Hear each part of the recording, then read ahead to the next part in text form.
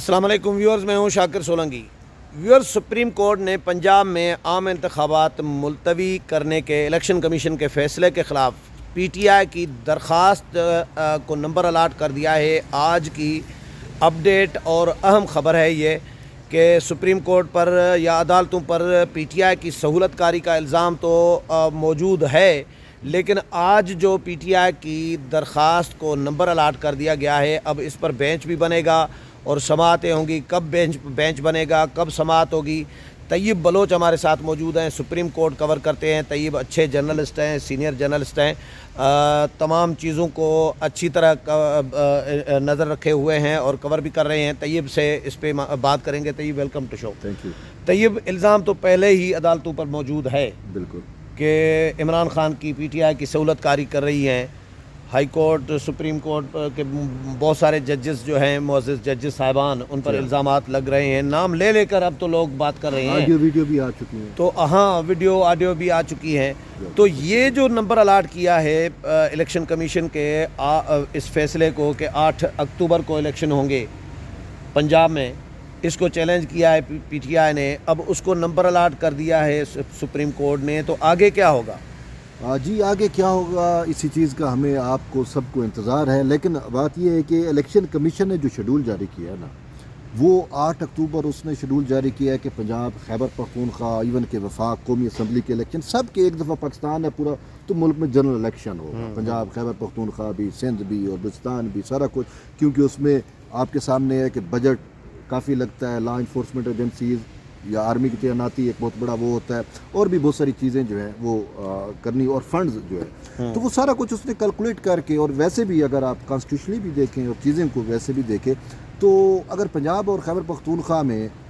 Election ہو جاتا ہے، پھر جب قومی اسمبلی کا الیکشن ہوگا، اس نے تو کانسٹیٹیوشنل ٹرم پورا کرنا ہے نا قومی اسمبلی نے۔ الیکشن کمیشن نے کانسٹیٹیوشنل ٹرم اور کانسٹیٹیوشنل کمانڈ کو دیکھ کے ہی تو یہ دیا ہے نا شیڈول۔ صحیح ہے۔ اچھا، اب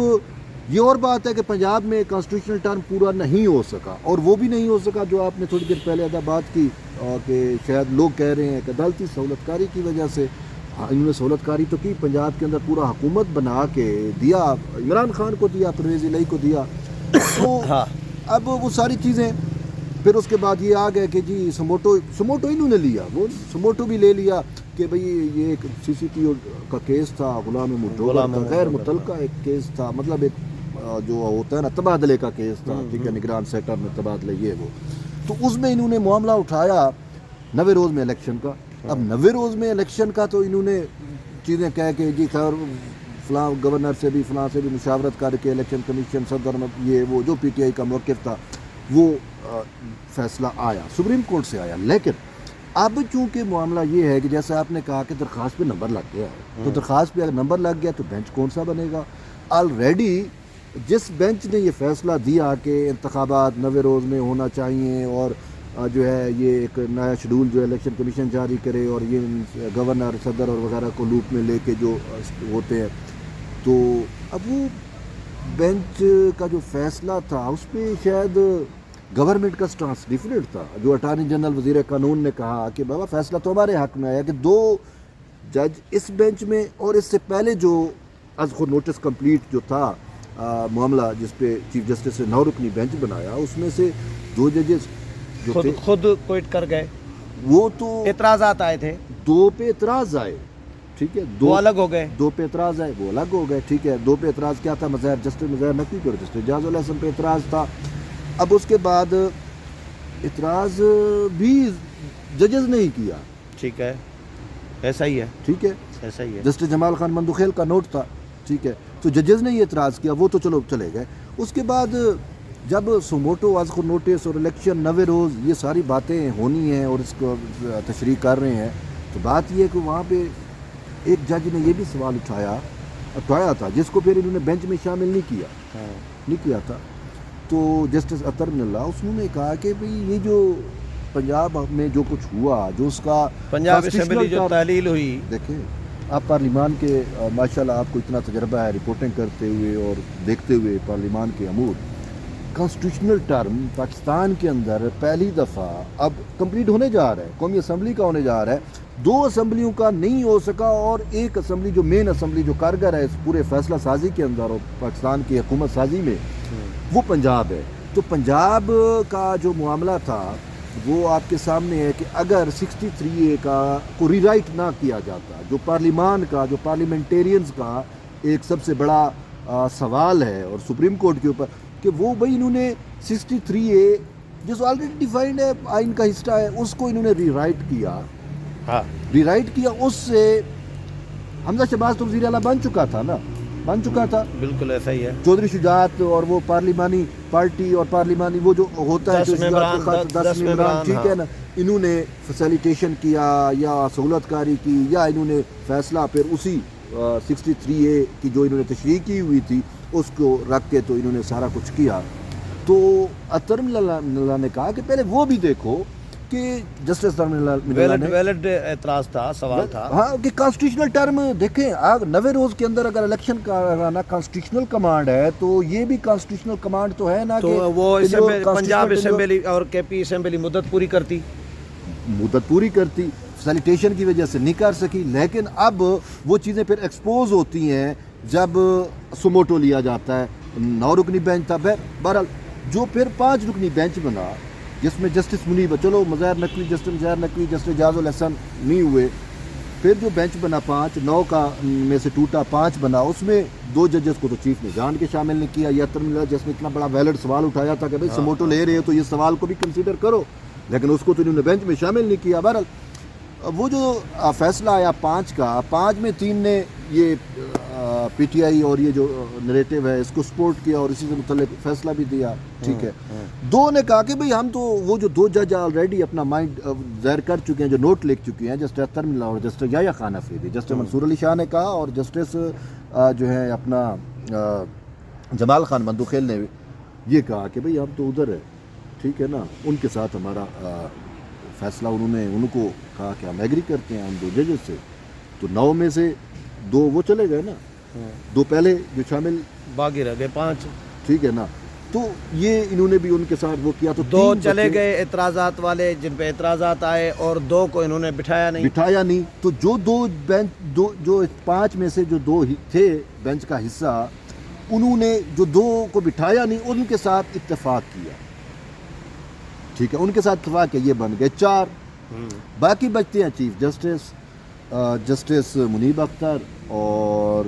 جسٹس محمد علی مظہر، ٹھیک ہے، یہ 3 بچتے ہیں۔ تو انہوں 3 نے یہ آرڈر دیا تھا جس آرڈر کے خلاف اب پی ٹی آئی درخواست لے کر گئی ہے۔ اب سوال یہ ہے جو آپ نے کہا کیا ہوگا، تو بینچ کون سا تشکیل دیا جائے گا جب اتنے بینچ آپ کے سامنے پورا ہم نے بتایا کہ کیسے تو بینچ کون سا ہوگا، یہ بڑا ویلڈ ہے، لیکن ادھر سے کنٹینیو کر لیجئے گا آپ کہ بینچ کون سا بنے گا۔ میں ایک بھول نہ جاؤں، مولانا فضل الرحمان نے 3-4 زبردست قسم کے سوالات اٹھائے ہیں، جی ہاں، آپ کیونکہ سپریم کورٹ کور کرتے ہیں، آپ کے ذہن میں یہ ضرور دینا چاہ رہا جی ہوں ہاں، اور اپنے ویورز کو بتانا چاہ رہا ہوں کہ مولانا نے کہا ہے کہ 9 رکنی جو وہ بینچ بنا، جی ہاں، اس میں سے 2 پہ اعتراضات آئے، وہ الگ ہو گئے، پھر 7 رکنی بینچ بن گیا، جی ہاں،